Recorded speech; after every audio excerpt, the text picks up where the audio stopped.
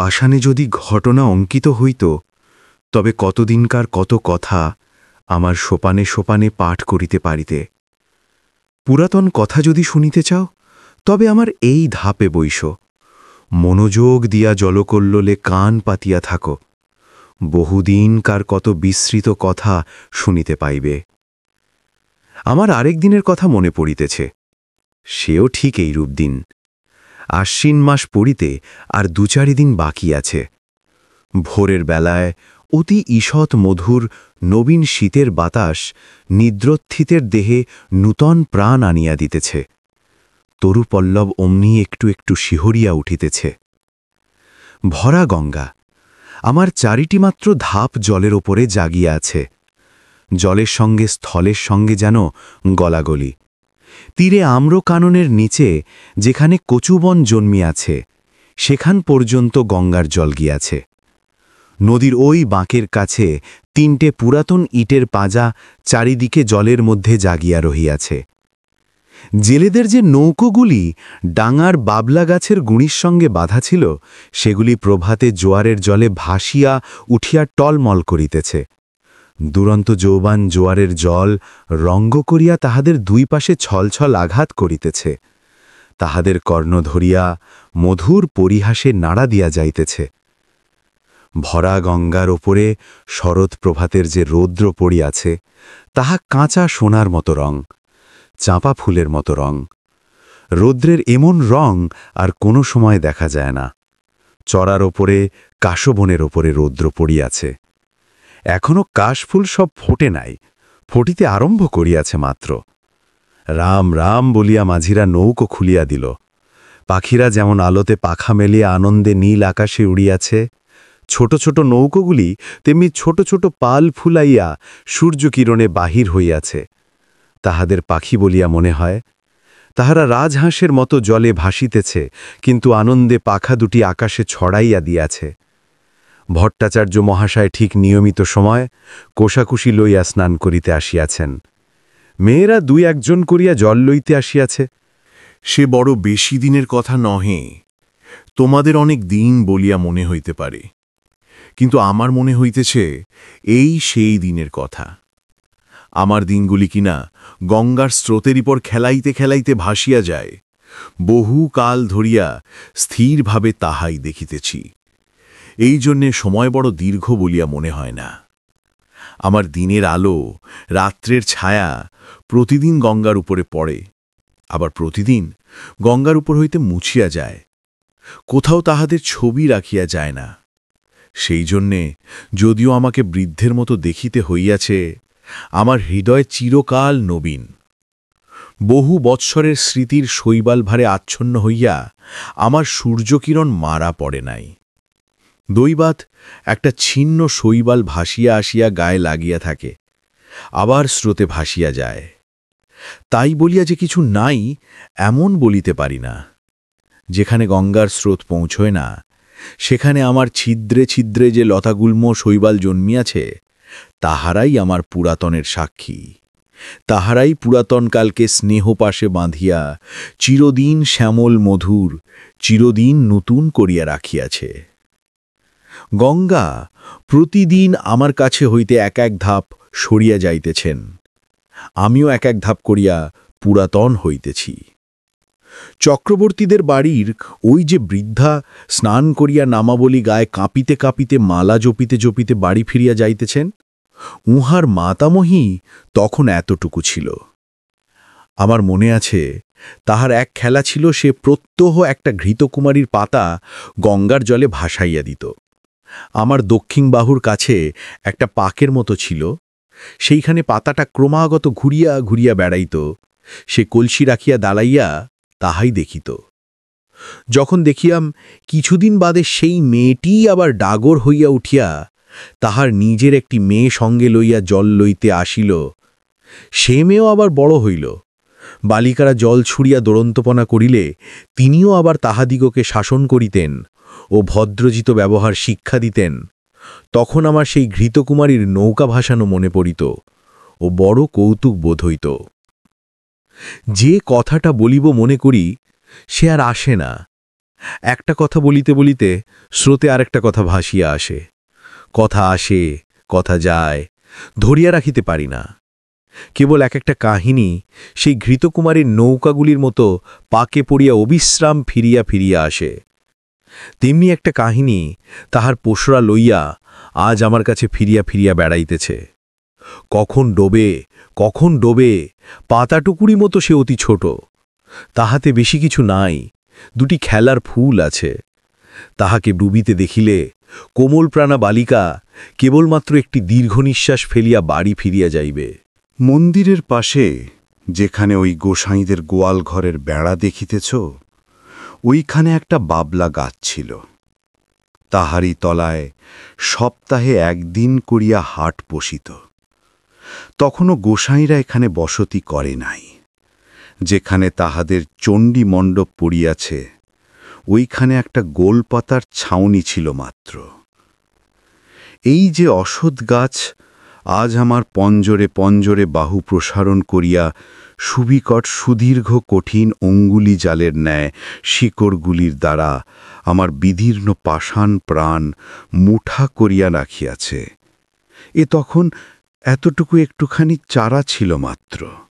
কচি কচি পাতাগুলি লইয়া মাথা তুলিয়া উঠিতেছিল।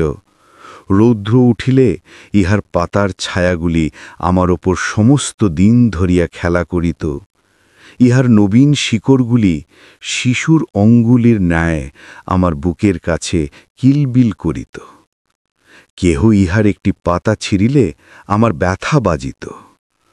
যদিও বয়স অনেক হইয়াছিল, তবু তখনও আমি সিধা ছিলাম।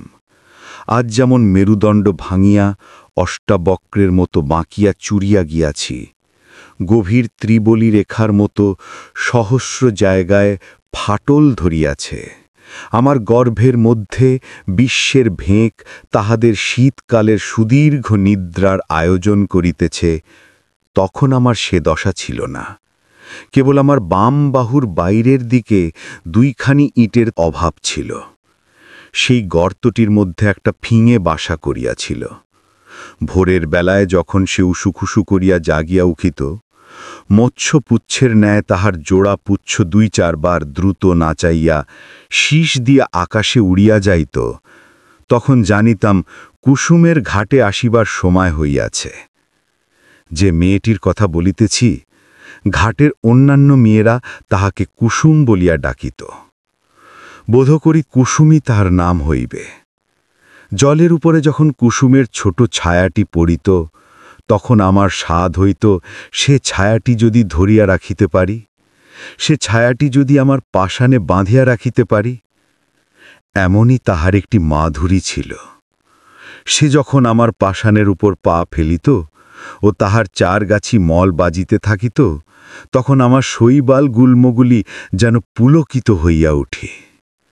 কুসুম যে খুব বেশি জলে খেলা করিত বা গল্প করিত বা হাসি তামাশা করিত, তাহা নহে।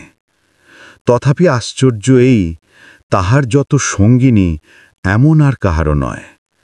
যত দুরন্ত মেয়েদের তাহাকে না হইলে চলিত না। কেহ তাহাকে বলিত কুশি, কেহ তাহাকে বলিত খুশি, কেহ বলিত রাক্ষুসী। তাহার মা তাহাকে বলিত কুশ্মী। যখন তখন দেখিতাম কুসুম জলের ধারে বসিয়া আছে। জলের সঙ্গে তাহার হৃদয়ের সঙ্গে বিশেষ যেন কি মিল ছিল। সে জল ভারী ভালোবাসিত। কিছুদিন পরে কুসুমকে আর দেখিতে পাই না। ভুবন আর স্বর্ণ ঘাটে আসিয়া কাঁদিত। শুনিলাম তাহাদের খুশি খুশি রাক্ষসীকে শ্বশুরবাড়ি লইয়া গিয়াছে। শুনিলাম যেখানে তাহাকে লইয়া গেছে সেখানে নাকি গঙ্গা নাই।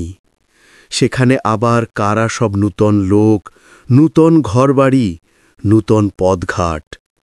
জলের পদ্মটিকে কে যেন ডাঙায় রোপণ করিতে লইয়া গেল।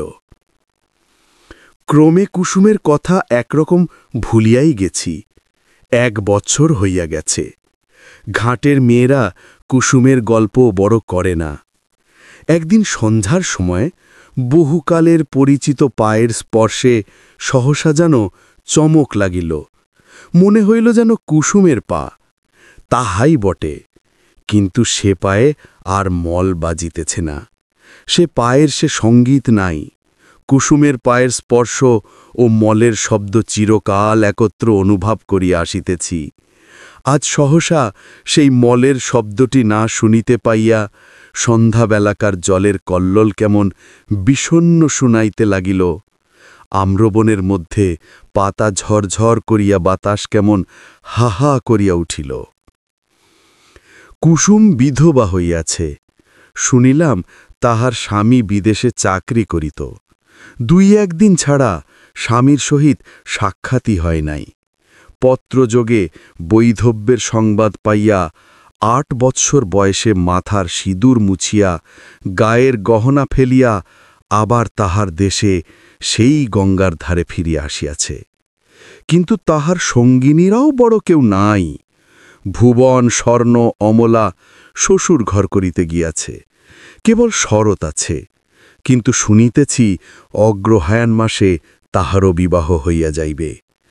কুসুম নিতান্ত একলা পড়িয়াছে, কিন্তু সে যখন 2টি হাঁটুর ওপর মাথা রাখিয়া চুপ করিয়া আমার ধাপে বসিয়া থাকিত, তখন আমার মনে হইত যেন নদীর ঢেউগুলি সবাই মিলিয়া হাত তুলিয়া তাহাকে খুশি খুশি রাক্ষসী বলিয়া ডাকাডাকি করিত।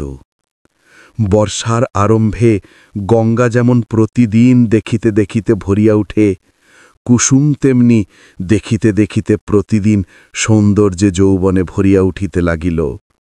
কিন্তু তাহার মলিন বসন, করুণ মুখ, শান্ত স্বভাবে তাহার যৌবনের ওপর এমন একটি ছায়াময় আবরণ রচনা করিয়া দিয়াছিল যে সে যৌবন, সে বিকশিত রূপ সাধারণের চোখে পড়িত না।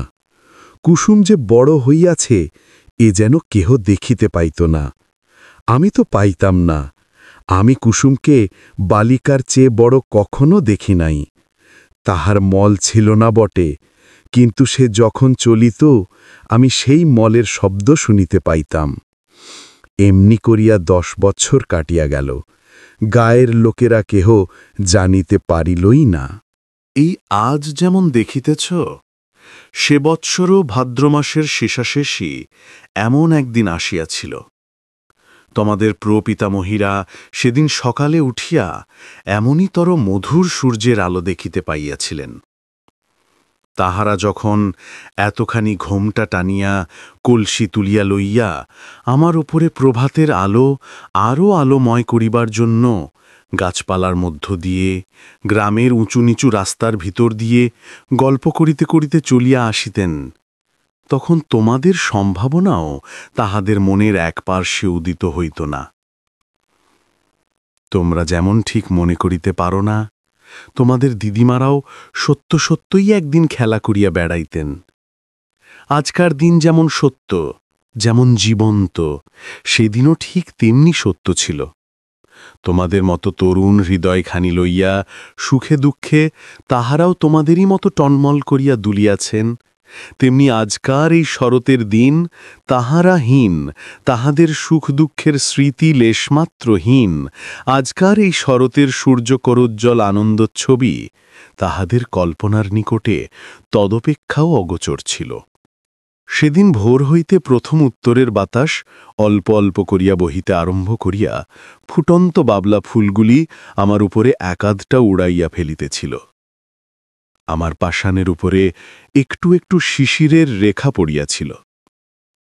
সেদিন সকালে কোথা হইতে গৌরতনু সৌমোজ্জ্বল মুখচ্ছবি দীর্ঘকায় এক ববিন সন্ন্যাসী আসিয়া আমার সম্মুখস্থ ওই শিব মন্দিরে আশ্রয় লইলেন। সন্ন্যাসীর আগমন বার্তা গ্রামে রাষ্ট্র হইয়া পড়িল। মেয়েরা কলসি রাখিয়া বাবা ঠাকুরকে প্রণাম করিবার জন্য মন্দিরে গিয়া ভিড় করিল। ভিড় প্রতিদিন বাড়িতে লাগিল। একে সন্ন্যাসী, তাহতে অনুপম রূপ, তাহতে তিনি কাহাকে অবহেলা করিতেন না। ছেলেদের কোলে লইয়া বসাইতেন, জননীদিগকে ঘরকন্যার কথা জিজ্ঞাসা করিতেন। নারী সমাজে অল্পকালের মধ্যেই তাহার অত্যন্ত প্রতিপত্তি হইল। তাহার কাছে পুরুষও বিস্তর আসিত। কোনোদিন ভাগবত পাঠ করিতেন, কোনোদিন ভগবত গীতার ব্যাখ্যা করিতেন, কোনোদিন মন্দিরে বসিয়া নানা শাস্ত্র লইয়া আন্দোলন করিতেন। তাহার নিকটে কেহ উপদেশ লইতে আসিত, কেহ মন্ত্র লইতে আসিত, কেহ রোগের ঔষধ জানিতে আসিত। মেয়েরা ঘাটে আসিয়া বলাবলি করিত, আহা কি রূপ! মনে হয় যেন মহাদেব সশরীরে তাহার মন্দিরে আসিয়া অধিষ্ঠিত হইয়াছেন। যখন সন্ন্যাসী প্রতিদিন প্রত্যুষে সূর্যোদয়ের পূর্বে শুকতারাকে সম্মুখে রাখিয়া গঙ্গার জলে নিমগ্ন হইয়া ধীর গম্ভীর স্বরে সন্ধ্যাবন্দনা করিতেন, তখন আমি জলের কল্লোল শুনিতে পাইতাম না। তাহার সেই কণ্ঠস্বর শুনিতে শুনিতে প্রতিদিন গঙ্গার পূর্বে উপকূলে আকাশ রক্তবর্ণ হইয়া উঠিত। মেঘের ধারে ধারে অরুণ রঙের রেখা পড়িত। অন্ধকার যেন বিকাশোন্মুখ কুড়ির আবরণপুটের মতো ফাটিয়া চারিদিকে নামিয়া পড়িত ও আকাশ সরোবরে উষাকুসুমের লাল আভা অল্প অল্প করিয়া বাহির হইয়া আসিত। আমার মনে হইত যে এই মহাপুরুষ গঙ্গার জলে দাঁড়াইয়া পূর্বের দিকে চাহিয়া যে এক মহামন্ত্র পাঠ করেন, তাহারই এক একটি শব্দ উচ্চারিত হইতে থাকে, আর নিশিথিনীর কুহুক ভাঙিয়া যায়, চন্দ্র তারা পশ্চিমে নামিয়া পড়ে, সূর্য পূর্বাকাশে উঠিতে থাকে, জগতের দৃশ্যপট পরিবর্তিত হইয়া যায়। একে মায়াবী! স্নান করিয়া যখন সন্ন্যাসী হোমশিখার ন্যায় তাহার দীর্ঘ শুভ্র পুণ্যতনু লইয়া জল হইতে উঠিতেন, তাহার জটা জুট হইতে জল ঝরিয়া পড়িত, তখন নবীন সূর্যকিরণ তাহার সর্বাঙ্গে পড়িয়া প্রতিফলিত হইতে থাকিত। এমন আরও কয়েক মাস কাটিয়া গেল। চৈত্র মাসে সূর্যগ্রহণের সময় বিস্তর লোক গঙ্গা স্নানে আসিল। বাবলা তলায় মস্ত হাট বসিল। এই উপলক্ষে সন্ন্যাসীকে দেখিবারও জন্য লোকসমাগম হইল। যে গ্রামে কুসুমের শ্বশুর বাড়ি, সেখান থেকেও অনেকগুলি মেয়ে আসিয়াছিল। সকালে আমার ধাপে বসিয়া সন্ন্যাসী জপ করিতেছিলেন। তাহাকে দেখিয়াই সহসা একজন মেয়ে আর একজনের গা টিপিয়া বলিয়া উঠিল, হলো, এ যে আমাদের কুসুমের স্বামী। আর একজন 2 আঙুলে ঘুমটা কিছু ফাঁক করিয়া ধরিয়া বলিয়া উঠিল, ওমা, তাই তো গা, এ যে আমাদের চাটুর্যদের বাড়ির ছোট দাদাবাবু। আর একজন ঘোমটার বড় ঘটা করিত না, সে কহিল, আহা, তেমনি কপাল, তেমনি নাক, তেমনি চোখ। আর একজন সন্ন্যাসীর দিকে মনোযোগ না করিয়া নিঃশ্বাস ফেলিয়া কলসি দিয়ে জল ঠেলিয়া বলিল, আহা, সে কি আর আছে, সে কি আর আসবে, কুসুমের কি তেমনি কপাল। তখন কেহ কহিল, তাহার এত দাড়ি ছিল না। কেহ বলিল, সে এমন একহারা ছিল না। কেহ কহিল, সে যেন এতটা লম্বা নয়। এই রূপে এ কথাটার একরূপ নিষ্পত্তি হইয়া গেল, আর উঠিতে পাইল না। গ্রামের আর সকলেই সন্ন্যাসীকে দেখিয়াছিল, কেবল কুসুম দেখে নাই। অধিক লোকসমাগম হওয়াতে কুসুম আমার কাছে আসা একেবারে পরিত্যাগ করিয়াছিল। একদিন সন্ধ্যাবেলা পূর্ণিমা তিথিতে চাঁদ উঠিতে দেখিয়া বুঝি আমাদের পুরাতন সম্বন্ধ তাহার মনে পড়িল। তখন ঘাটে আর কেহ লোক ছিল না। ঝিঝি পোকা ঝিঝি করিতেছিল। মন্দিরে কাঁসর ঘণ্টা বাজা এই কিছুক্ষণ হইল শেষ হইয়া গেল। তাহার শেষ শব্দ তরঙ্গ ক্ষীণতর হইয়া পরপারের ছায়াময় বনশ্রেণীর মধ্যে ছায়ার মতো মিলাইয়া গেছে। পরিপূর্ণ জ্যোৎস্না, জোয়ারের জল ছলছল করিতেছে। আমার উপরে ছায়াটি ফেলিয়া কুসুম বসিয়া আছে। বাতাস বড় ছিল না, গাছপালা নিস্তব্ধ। কুসুমের সম্মুখে গঙ্গার বক্ষে অবারিত প্রসারিত জ্যোৎস্না। কুসুমের পশ্চাতে আশেপাশে ঝোঁপে ঝাঁপে গাছে পালায় মন্দিরের ছায়ায়, ভাঙা ঘরের ভিত্তিতে পুষ্করিণীর ধারে তালবনে অন্ধকার গা ঢাকা দিয়া মুখে মুড়ি দিয়া বসিয়া আছে।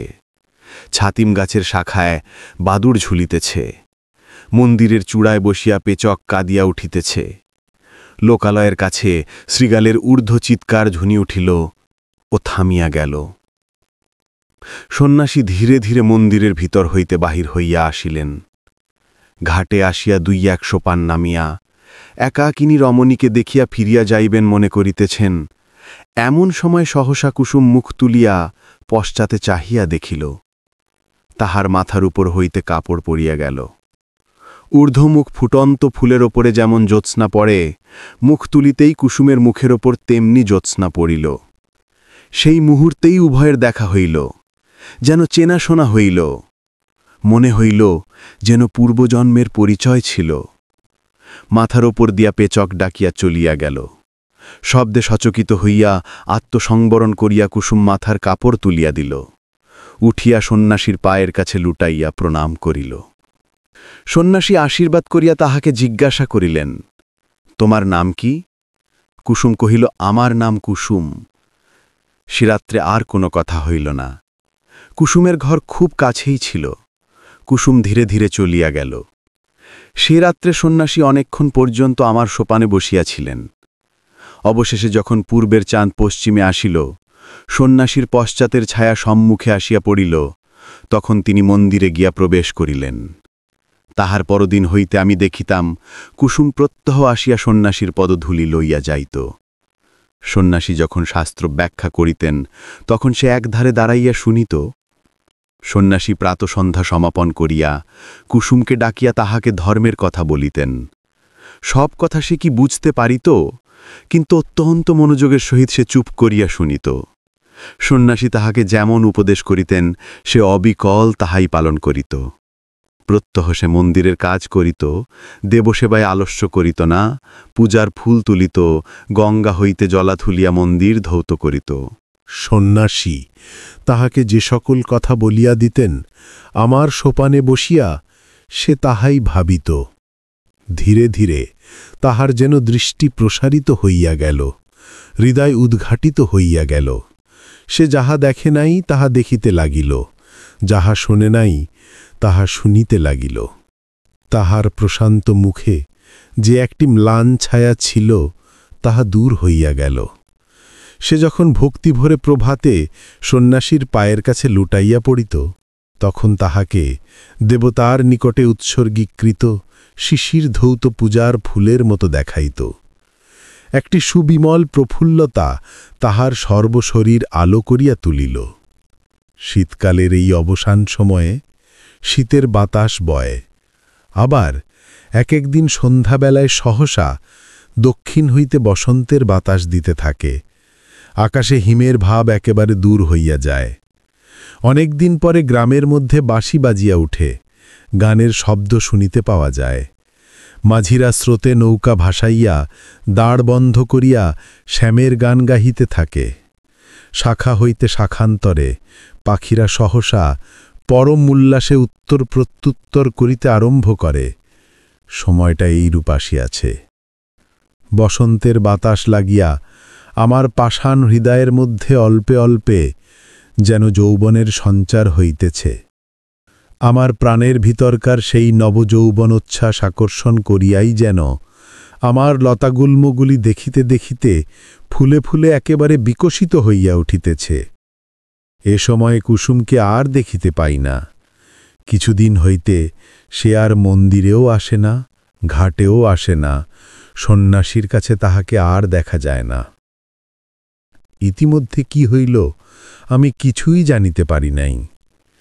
কিছুকাল পরে একদিন সন্ধ্যাবেলায় আমারই সোপানে সন্ন্যাসীর সহিত কুসুমের সাক্ষাৎ হইল। কুসুম মুখগত করিয়া কহিল, প্রভু, আমাকে কি ডাকিয়া পাঠাইয়াছেন? হ্যাঁ, তোমাকে দেখিতে পাই না কেন? আজকাল দেবসেবায় তোমার এত অবহেলা কেন? কুসুম চুপ করিয়া রহিল। তোমার মনের কথা আমার কাছে প্রকাশ করিয়া বলো।